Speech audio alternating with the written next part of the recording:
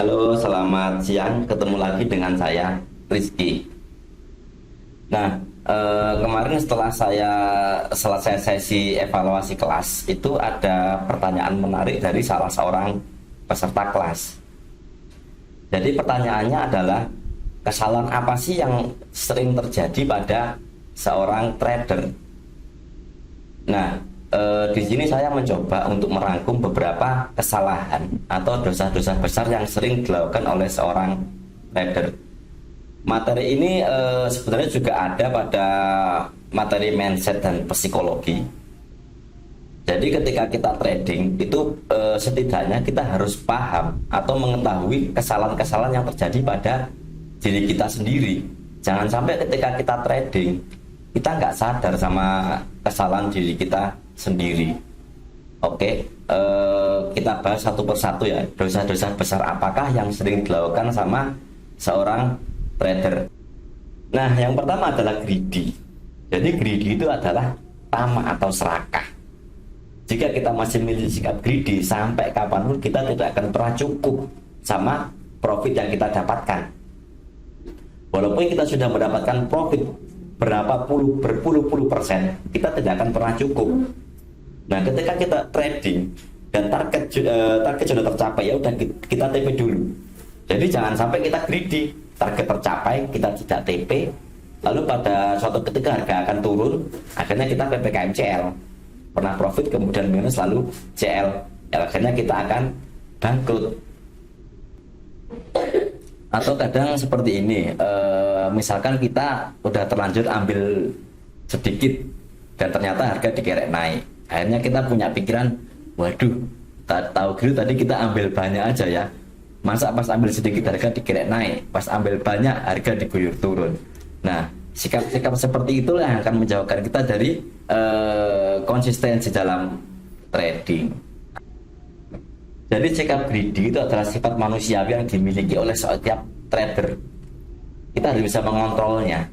Syukurilah berapapun profit yang sudah kita dapatkan. Kurangi greedy, perbanyak syukur. Jadi walaupun kita mendapatkan profit berapa persen lah, ya udah nikmatin aja. Itu rezeki kita. Jangan sampai kita terlalu greedy. Nanti harga pasti ke sini, nanti harga pasti ke situ. Nanti saya ingin mendapatkan segini, saya ingin mendapatkan segitu.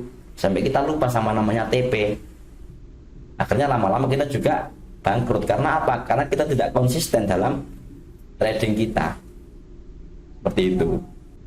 Yang berikutnya adalah ketika kita pengen cepat kaya dari trading, kita menggunakan fasilitas margin atau pinjaman dari sekuritas. Kita menggunakan semua margin yang diberikan sampai kita tidak bisa mengontrol, atau kita menggunakan margin yang tidak bisa kita kontrol. Ketika kita melihat harga naik, ya udah kita beli HK all in full margin. Nah, suatu ketika pada saat kita harus mengembalikan pinjaman yang diberikan sama sekuritas dan harga masih belum naik atau kita masih belum mendapatkan keuntungan, akhirnya kita cut loss. Akhirnya kita loss lagi kan. Lama-lama juga bangkrut. Nah, margin itu seperti bisa bermata dua. Jadi ketika kita bijaksana untuk menggunakan margin yang diberikan, maka itu akan bisa membantu kita untuk mendapatkan keuntungan. Dan ketika kita tidak bisa bijaksana dalam menggunakan margin yang diberikan, maka itu akan menjadikan bumerang buat diri kita masing-masing. Seperti itu. Untuk yang kedua adalah nafsu. Jadi banyak itu seorang trader itu yang ketika pernah untung di suatu perusahaan atau untung di suatu emiten, itu mereka akan terbawa nafsu. Jadi bisa diibaratkan ketika kita pernah untung sama suatu emiten, kita ada rasa seperti feel atau jatuh cinta pada emiten tersebut. Nah, ketika kita udah membeli emiten tersebut dan ternyata analisa kita salah, nah di situ kita akan selalu mencari pembelaan atau kita mencari pembenaran. Jadi analisa yang kita gunakan adalah nafsu atau emosional aja. Nanti pasti harga akan kesini dan dari sini akan mantul. Nah, ketika perasaan itu sudah ada pada diri kita, disitulah awal-awal kebangkrutan akan terjadi pada diri kita. Jadi ketika kita trading, itu trade what you see, not what you think. Jadi kita trading sesuai dengan apa yang kita lihat, bukan apa yang kita pikirkan. Jadi ketika kita lihat harga semakin menurun, ya udah kita buang. Jangan berpikir oh pasti nanti akan naik, oh pasti nanti akan ke sini. Seperti itu. Dan yang ketiga adalah overtrade.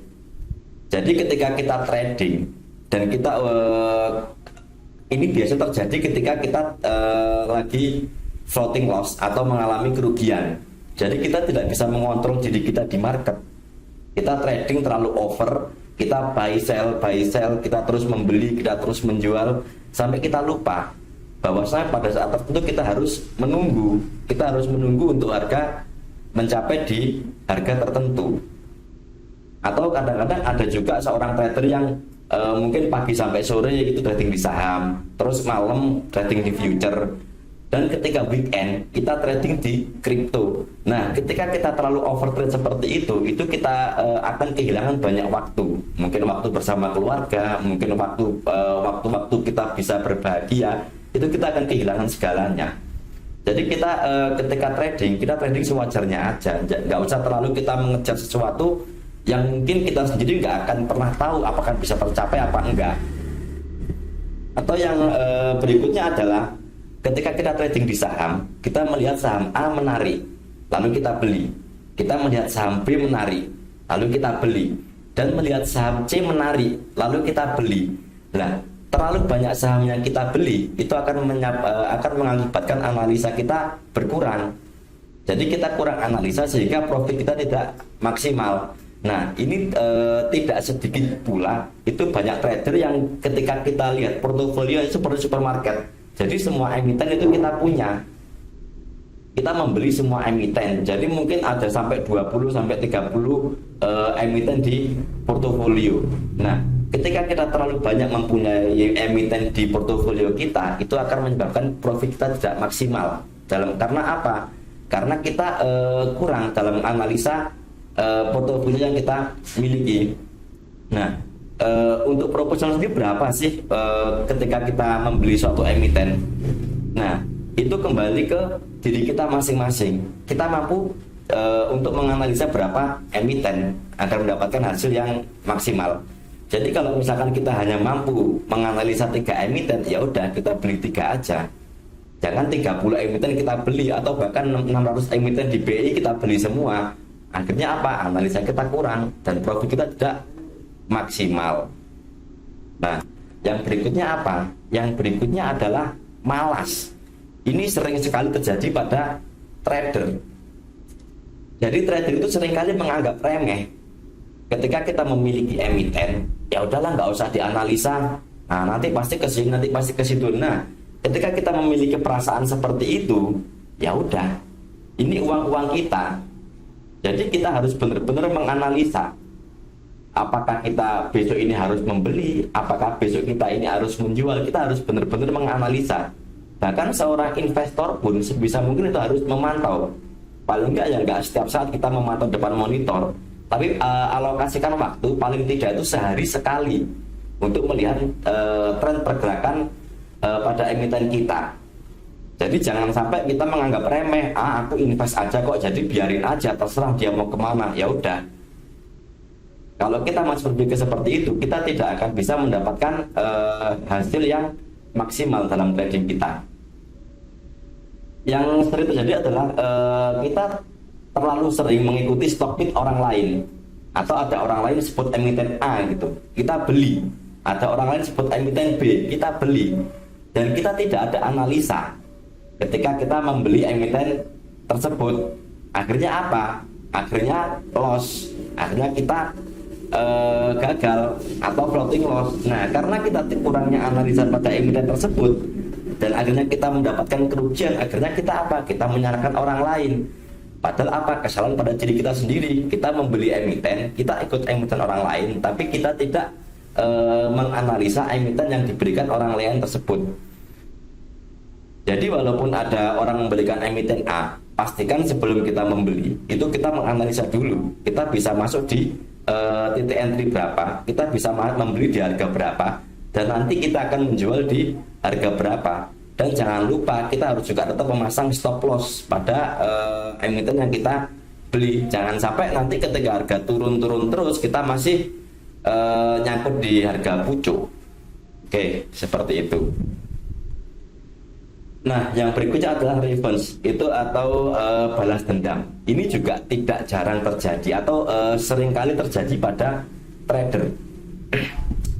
Jadi ketika kita lagi trading, kita mengalami kerugian. Mungkin kita habis cut loss lah. Nah, setelah kita cut loss, lalu kita ada perasaan untuk balas dendam. Saya ingin membeli harga segini untuk mendapatkan keuntungan. Jadi kita trading dengan kondisi emosi yang tidak stabil. Kita tidak bisa berpikir jernih, kita tidak bisa mengambil momentum yang bagus ketika kita memiliki emosi yang tidak stabil. Jadi kita memberikan keputusan untuk beli itu karena emosi aja, beli dan beli. Dan akhirnya apa? Kita terus mengalami kerugian yang pada akhirnya kita akan mengalami kebangkrutan. Begitu juga ketika kita average down atau ketika harga kita turun average, kita tidak memiliki analisa yang berkualitas. Kita hanya membeli dan membeli. Pertama membeli 50, habis itu turun average 100, turun lagi average 200, turun lagi average 400 sampai tak terhingga. Akhirnya ketika kita melakukan cara seperti itu, yang pertama adalah kita akan kehilangan uang itu karena membayar security fee, dan akhirnya pada suatu ketika kita udah tidak kuat, akhirnya kita cut loss dengan jumlah yang besar seperti itu. Nah, jadi kita harus memiliki mindset bahwasanya trading itu berasal dari kata trade atau berdagang. Jadi kalau ketika kita berdagang, yaitu pasti ada namanya profit sama loss. Itu kita udah nggak bisa menghindari. Yang namanya dagang itu kalau nggak untung ya rugi. Tapi kita harus bisa meminimalisir bagaimana caranya agar profit kita lebih besar daripada loss kita. Nah, ketika kita terjadi kerugian atau kita loss, ya udah ikhlaskan. Kita terima kesalahan analisa pada diri kita. Kita maafkan diri kita sendiri, nggak usah terlalu punya keinginan buat membalas. Bahwasanya kita harus sadar, kita ini trader, kita bukan seorang gambler atau penjudi. Kalau gambler mungkin kalah panas, masuk lagi sampai benar-benar bangkrut. Nah, yang berikutnya adalah iri hati. Ini yang paling benar-benar fatal ketika kita trading. Jadi yang paling sering menyebabkan iri hati adalah adanya orang yang terlalu sering pamer portofolio. Jadi ketika orang lain mendapatkan keuntungan, itu ketika orang lain share portofolio, itu ada sedikit perasaan iri pada orang tersebut. Wah, enak ya, dia dapat profit sekian persen.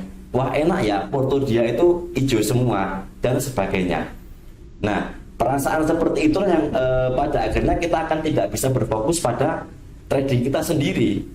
Karena apa? Karena kita hanya melihat portofolio orang lain. Jadi kita nggak melihat portofolio kita sendiri. Kita ingin menjadi seperti orang lain. Jadi saran saya, kita fokus aja pada porto kita sendiri. Gak usah berpikir kalau enak ya porto orang lain itu hijau, bahwasanya rumput tetangga itu lebih hijau, tapi rumput sendiri lupa disirami. Nah, seperti itu. Yang berikutnya adalah yang sering terjadi adalah ketika harga arah. Ketika harga arah, kita FOMO, kita takut kehilangan momentum. Akhirnya apa? Akhirnya kita ikut beli. Tetapi lupa bahwasanya kita lupa menempatkan stop loss kita di mana, karena kita membeli karena adanya iri pada harga yang dimiliki orang lain. Wah, orang lain enak dapat arah ya, orang lain enak ya dapat porto hijau. Kita nggak tahu mereka udah berapa lama pegang emiten tersebut. Kita barusan tahu arah, kita ikut beli, akhirnya apa? Kita sangkut. Kita beli di pucuk, akhirnya kita jual di bawah. Nah, untuk di kelas saya dan untuk alumni kelas saya itu saya memberikan aturan bahwasanya sangat dilarang keras untuk pamer portofolio. Karena apa? Karena dengan kita terlalu sering pamer portofolio, itu akan merusak psikologi orang lain. Jadi kalaupun kita udah mendapat untung, ya udah disyukuri aja, nggak usah pamer, nggak usah di-share. Mendingan kalau kita mau sharing, ya udah kita share analisa, kita edukasi bersama. Jadi jangan cuma di-share portofolionya aja, karena orang lain nggak tahu prosesnya seperti apa. Yang tahu apa? Yang tahu cuma fotonya yang hijau. Oke, seperti itu. Nah, yang berikutnya adalah overconfidence. Jadi ini juga sering terjadi pada trader, terlalu percaya diri, mendapatkan profit berturut-turut, akhirnya merasa paling pro, merasa paling jago dalam analisa. Tetapi lupa bahwasanya ketika kita mendapatkan keuntungan yang sering, itu biasanya market sedang lagi bullish. Nah, ketika market lagi bearish, karena kita memiliki sikap overconfident, akhirnya kita tersangkut. Ketika kita sangkut adalah kita menganalisa secara nggak rasional. Pasti nanti kembali, pasti nanti di sini mantul, pasti di sini nanti akan balik arah. Nah, ketika kita memiliki sikap-sikap seperti itu juga tidak bisa mendapatkan atau tidak bisa menjadikan kita seorang trader yang long term atau yang jangka panjang. Jadi kalau misalkan kita udah analisa dan analisa kita berhasil, ya udah disyukuri aja. Gak usah terlalu ngerasa paling jago, gak usah terlalu ngerasa saya paling pro dan sepertinya dan sebagainya, seperti itu. Nah, yang berikutnya adalah unconscionable. Jadi di sini itu sering kali banyak trader yang tidak bisa konsisten dalam melakukan berbagai macam hal. Yang pertama, ketika menganalisa. Jadi hari ini kita analisa pakai analisa A, misalkan hari ini kita pakai MA. Atau besok kita menggunakan analisa RSI, atau lusa kita menggunakan analisa MACD dan sebagainya. Terlalu sering kita merubah sistem kita untuk trading, itu kita tidak akan bisa menemukan sistem trading yang nyaman buat diri kita sendiri. Jadi sebelum ketika kita ingin menjadi seorang trader yang long term, seenggaknya kita harus memiliki atau menemukan sistem trading yang cocok buat diri kita sendiri. Atau juga yang sering terjadi adalah ketika ada seorang trader itu yang entry menggunakan analisa A, dan ketika dia exit atau dia menjual itu menggunakan analisa B. Misalkan kita spekulasi beli karena mantul DMA sekian, dan kita menjual karena dia jebol Fibonacci. Jadi bahwasanya ketika kita entry atau kita membeli dengan analisa A, pastikan kita juga keluar itu dengan analisa A juga. Jangan sampai kita membeli analisa A dan kita keluar menggunakan analisa B. Nah, yang berikutnya adalah hari ini kita menggunakan atau hari ini kita ikut grup A, besok kita ikut grup B, lusa kita ikut grup C. Jadi kita nggak punya konsistensi, kita nggak punya tujuan gitu. Jadi kita trading tujuannya apa? Kita hanya tiap hari loncat sana, loncat sini, ikut sana, ikut sini. Kita nggak menemukan style diri kita buat trading. Kita nggak menemukan sistem trading yang pas buat diri kita. Jadi pada intinya setiap orang itu memiliki sistem trading yang berbeda-beda. Nggak semua orang sistem trading itu nyaman buat dipakai buat orang lain. Jadi misalkan saya nyaman menggunakan sistem trading A, itu belum tentu orang lain juga nyaman menggunakan sistem trading saya. Itu yang harus kita sadari bersama, bahwasanya setiap orang memiliki kesibukan masing-masing dan setiap orang memiliki tujuan masing-masing.